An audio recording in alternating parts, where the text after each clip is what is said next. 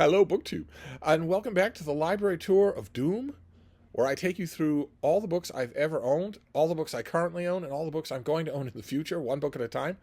As a number of you have pointed out just recently, if I don't get a move on, I'm never going to get to the end of such a thing, so I shouldn't let too many days go between entries in the library tour of Doom. So we're going to do a book today, just briefly. This is a book from the late 1970s by John Burke, and this is Stone Walls and Sugar Maples, which is a charming little study of the natural landscape of the quirky little part of the country where I live, New England, uh, where you can put on your best hiking clothes and your Gore-Tex flapper and your backpack with plenty of water, and you can go hiking up into the mountains for a whole day.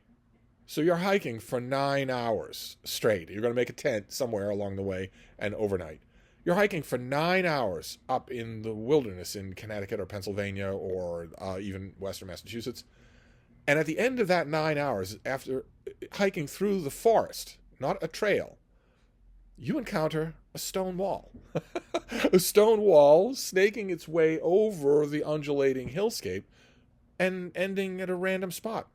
Or you might be wandering in the middle of woods. You're not planning on camping. You're going to find your way back out, but you've been wandering for hours. When suddenly, in the middle of an overgrown space that used to be a clearing, you find a little cemetery. A few headstones that are who knows how old. 100 years, 200 years? Stone wall, who knows how old it is. And this stays true even when you're driving around in New England. Because you will look at maybe the highway that you're on briefly passes by a valley that is thickly wooded. It's just forest as far as the eye can see, all the way to maybe a mountain in the background.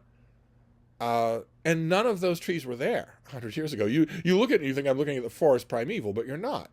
That is new growth forest.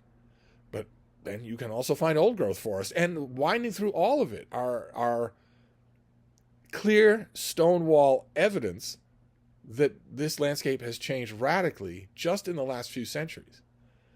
From wild to cultivated to wild again. And the author here does a great job at studying what that does to you mentally, what that's like to live in. I think it's fascinating. The book is full of natural history details. It almost counts as a kind of a guidebook that you could take along with you on one of those trails. New England is full of natural landscape.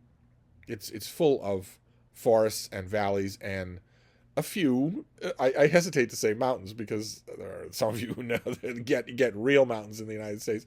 We don't have much of that here. We have Mount Washington, but we don't have much of that here, or Mount Monadnock. I mean, it's nothing to compare to the major mountain ranges, the major peaks of either the Appalachians or the Rockies, but they are there. It's a wild landscape that you can walk through in New England. I ought to know because I've walked through every inch of it with dogs. And the weird layered tapestry feeling of that natural world, where you are sure you are in a settled area when you come across a wild area that hasn't been touched in 15,000 years.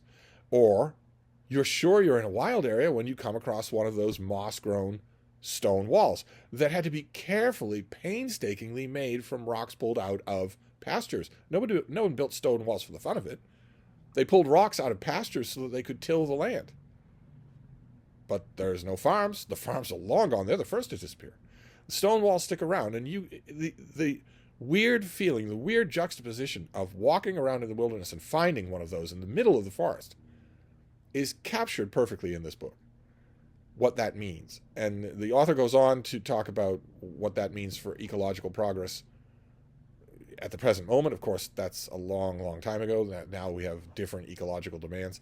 Although those back corners of forested New England, of wild New England, are every bit as strange. You look at them and you think you're looking at forest primeval, and you're not. And a lot of times you're not. A lot of times the spot you're looking at was wide open to the sky working farmland 100 years ago. It's true even right where I live, even right where I'm making this video. I can look at an area that has people all around it. And it wasn't always true. And it wasn't always true in multiple layers. Right across the street from Hyde Cottage used to be a field sloping down to the main commuter rail tracks that run out of town. It was a field with trees and bushes and whatnot. And you might look at that and think, okay, well, this was just leftover ground from when they were building the train tracks. But no, actually, the whole area was deeply forested woodland before they built the train tracks. And now that field is gone. Again, that field is gone. So in another 50 years, in another 100 years, maybe that field will be back. But people will be walking through it and find the stone foundations of the buildings that are over there now that I watched get poured. And that can happen just in one lifetime. So you can imagine what it's like for an area that's been, inhabited forever and also colonized by people from another world for long centuries, many more centuries than any other part of the country. So that palimpsest of natural, artificial, blending into each other is really well captured here. That's why I like this book. That's why I would grab a copy if I found a print copy. I never see this used, but I don't know that it would be much interest to readers who don't know New England, who've sadly never been here. So plenty of Americans who've never been here.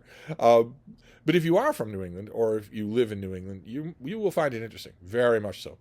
So that's your Library Tour of Doom book for today. We'll be back with another one real soon. Thank you, BookTube.